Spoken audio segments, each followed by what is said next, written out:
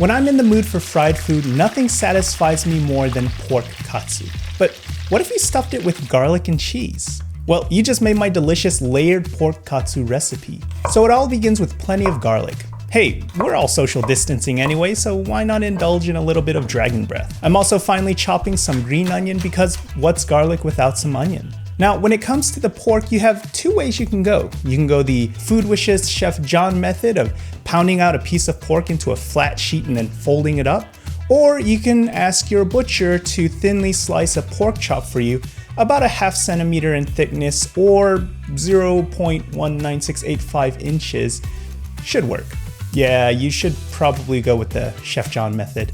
Now, because I live in Japan, it's much easier for me to find these thinly sliced pork chops in the grocery store.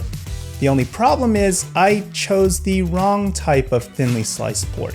So what am I supposed to do? Well, I figure I can just overlap the two slices a bit and hopefully it holds together through the battering and frying process. So experiment time, I guess. Now, before we begin assembling our layered pork katsu, I cut into the fat and connective tissue of the pork because I don't want it to curl up on me as it fries.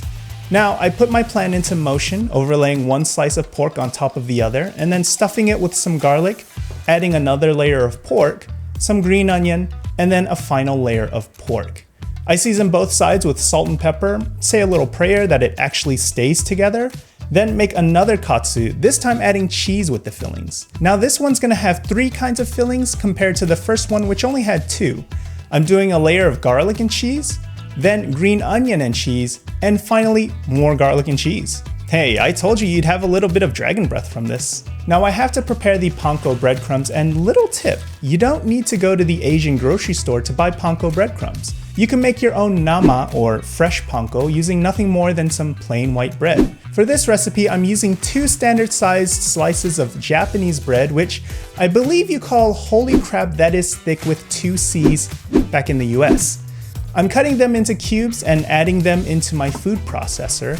I'm gonna pulse these a few times until I end up with pretty coarse breadcrumbs. You see, I don't want them to be too fine because the irregularity of the sizes of the panko will actually give us some really great crunch.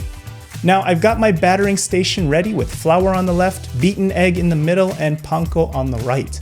I also have some panko in a bowl so I can easily sprinkle it on top of my katsu without making a mess trying to grab the excess panko from under the pork and then sprinkling it on top. If you fry a lot, you know what I'm talking about. And if you haven't yet, make sure you hit that like button so we can get to battering. I grab my first piece and dunk it in the flour, flipping it so that both sides are coated. And I find that using a pair of tongs makes the process so much easier since one hand always stays clean and batter free. Now the pork goes into the egg, again coating both sides, and then finally onto the panko. And here's where that extra panko on the side makes it super easy. Just sprinkle it on top and press lightly. So far the katsu seems to be holding together, but the real test will be if it can hold together in the oil. The battering process for this piece is literally the same as the other one, so let's just go and head over to the stove. I've got a large pot of oil waiting for me, and I want to cook my pork at 325 degrees Fahrenheit. You can see that I've actually gone over that, which is actually a good thing because when the pork goes into the oil, the temperature is going to drop dramatically. And now a word from our sponsors. By the way, I highly recommend everyone to invest in a high quality kitchen thermometer. I use this one by ThermoWorks and it's super easy to use, it's accurate, and it's lasted me for well over 6 years now. I've got a link to it in the description box below. So here's my station set up for frying. My thermometer to monitor the oil temperature, my layered pork katsu, a draining rack, and a pair of tongs.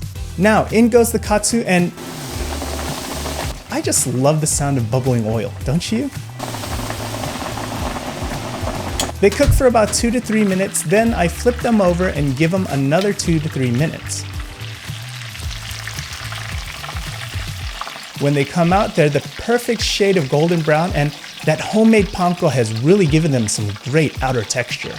Oh yeah, and they seem to be holding together, so the experiment is a success. At this point, my katsu are still a little too hot to cut into, so I'm gonna start plating up my side veggies. I've got some fresh cabbage that I prepared beforehand by rolling up a few leaves and cutting it into thin slices.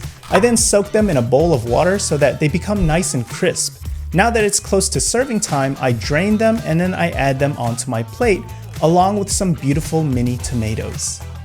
Once my layered pork katsu are cool enough to handle, I cut them into about 5 strips per katsu. This is what it looks like on the inside of the non-cheese katsu. And here's what the inside of the cheese katsu looks like. Have you ever seen anything more erotic? What? Erotic! And here's what it looks like plated up. Serve it with some miso soup and rice and you have yourself a fantastic tonkatsu meal. These things are so delicious on their own, but feel free to serve them with some thick, tasty tonkatsu sauce on the side. はい、どうぞ。いただきます。This is garlic green onion. The spices coming from the garlic and the green onions, very good. This one is green onion, garlic, and cheese. Cheers to your health. Oh, this is very good. I've never eaten tonkatsu like this before. So much flavor going on. Flavor town. I don't think you need tonkatsu sauce. This is good. This is as good as it is. In Japan, tonkatsu is a lucky food. Ton means pork. Katsu also means cutlet. Also, it means win. If you have a bad day, this is the way to go. It's true.